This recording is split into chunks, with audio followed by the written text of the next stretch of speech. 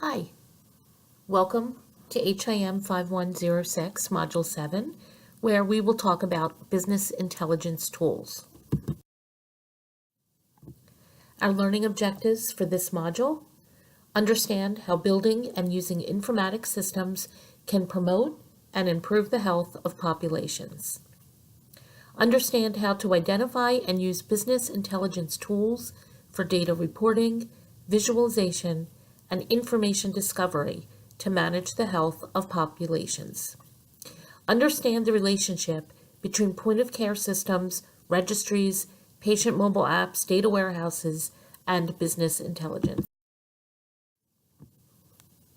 Readings and viewings for this module from the textbook, Chapter 21, Geographic Information Systems.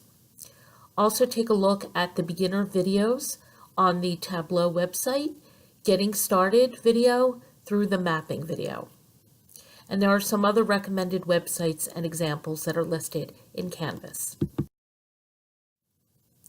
So let's start with business intelligence tools. We refer to these as simply BI. So Gartner is a software agnostic organization that helps us understand what the best tools are. They do a lot of research, and for their BI tools, this goes beyond just healthcare and across all different industries and domains. And every year they come out with what they call the Magic Quadrant, because depending on the context of what you want to do, you may want a BI tool that's more on the leading edge, and other organizations may want a BI tool that is more established and has good support. So if you look over here in the leaders, you see Microsoft, for example, Power BI, Tableau, and Click, which are typically the ones that are used within health systems and also for use in population health. New analytics and BI platforms are considered easy-to-use tools that support the full analytic workflow, everything from the data prep and ingestion of the data to the visual exploration and the generation of insights. And this is a change from traditional BI platforms where we no longer require a significant involvement from the information technology staff to predefine data models or store data in a traditional data warehouse. And this is because a lot of the data now can be merged and wrangled and combined ourselves as informatics and analytics professionals. As disruptive as visual-based data discovery has been to traditional BI, a third wave of disruption has recently emerged in what we call augmented analytics, and this includes machine learning, generated insights on increasingly vast amounts of big data. Augmented analytics also includes natural language processing, which we call NLP, as a way of querying data and generating narratives to explain drivers and graphics. I will say that as of 2019, we are really still in the infancy stages of being able to ask a question in a BI tool in regular English language rather than a query and get back good data. It works pretty much if we're looking for counts, but for anything that's more complex, NLP is not quite there yet. So when we talk about master data management, we talk about data. When we talk about metadata, we talk about the data about the data. And this would be all of the descriptions about all of the data attributes. Data preparation, this is where we talk about cleaning the data, fixing it. If there are strange looking values or outliers that we purposely want to remove, typos, and things like that is considered scrubbing and cleaning the data. Also, we may have data from many different files or many different tables in databases, and we want to be able to wrangle all that data together and merge it based off of different keys. Scalability and data model complexity. Our new BI tools allow us to do on-the-fly data modeling, where we don't need to have professional data modelers help us identify what does that structure of the back-end database look like. We also have advanced analytics now for what we call citizen data scientists, and this is the integration of consumer-generated data with existing public or de-identified health system data.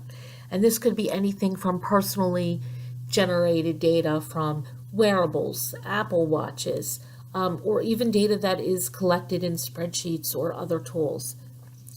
Analytic dashboards. This is used to summarize and show actionable data and measures. Interactive visual exploration. This can be animated, it can be drill down, where you click on a dashboard that has summary data and you can drill down to the detailed data. We have augmented data discovery using NLP to ask questions of the data, and we can also publish, share, and collaborate on the analytic content. And we can publish and share on public servers so that the data can be viewed on any type of computer, whether it's a desktop or a mobile device.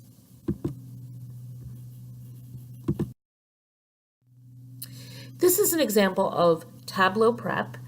This tool has recently, in April of 2019, been renamed to Tableau Prep Builder. And you can see in this top screenshot, this is an example of a workflow.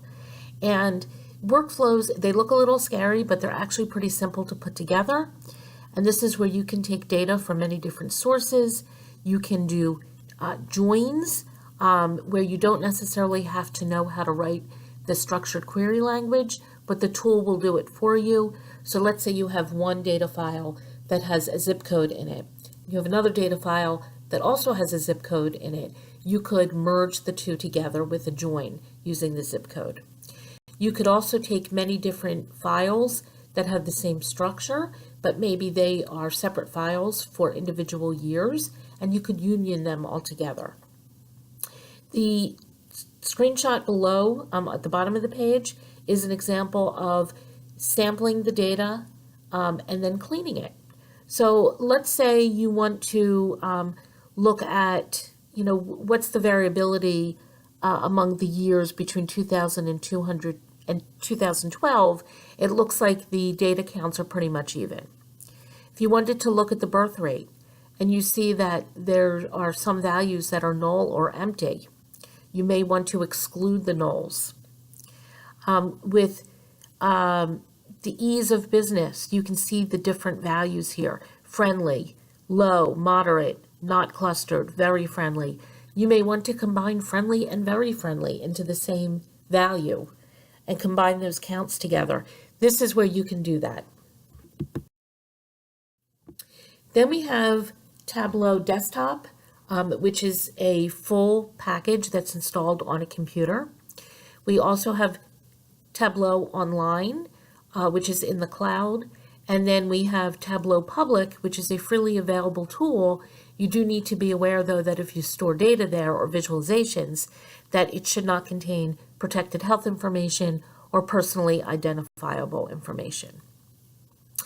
And in this particular visualization, you see a map of Pennsylvania that has been heat mapped. And this visualization tool can be interactive. You can drill down, so if you wanted to see more detail within any of these counties, you could do that. You can also use your mouse to hover over and see detailed information in what we call the card. Flourish Studio is a somewhat new and smaller BI tool that I've recently come across. And I think it's interesting because there are some novel and fun ways to visualize data. This is one example of using their free mapping tool. It comes with some unique templates. Some are animated maps and charts. And it's interesting because you could plot data points on here, and you could even use some fun icons as well. So it's a little more unique. However, this is not something that many organizations have. So I would say using Flourish Studio is good if you're going to do a presentation, but if you have ongoing work for population health, I would use Tableau. HealthMap, PASDA, and others. Data can be added directly from different data sources. It can be mashed up and merged with different map layers to look at geographical boundaries and variables related to managing populations. Data can be found in shapefiles. So a shapefile would be something like a polygon. So think about the shape of a state or a county or a city. It can be data that has geocoded points. So think about the center of a zip code, the location where hospitals are, and data can also be added with place names, such as city, state, county, or zip. And HealthMap and PASDA, which is the Pennsylvania Spatial Data Access, are just some examples of freely available population health visualization tools that are available. Microsoft Power BI is available for free for all Temple students. And this is an example. On the left side, you can see an example of using NLP. You can quantitatively or qualitatively create analytics and visualizations, including the use of NLP. NLP is basic for this tool. Data science tools such as Python and R are actually much better suited if you want to look at NLP. And data science tools, these are programming tools where you can create customizable visualizations and statistical modeling. Some of the ones I recommend would be using Python in a graphical user interface called Spider, and R in a graphical user interface called RStudio. These tools are open source and they're free. They do require some familiarity with command line programming languages. And here you can see some examples. You can, instead of doing a regular bar chart, you can do a spiral or circular bar chart, different types of maps, as well as heat maps. ArcGIS is a tool from Esri, ESRI.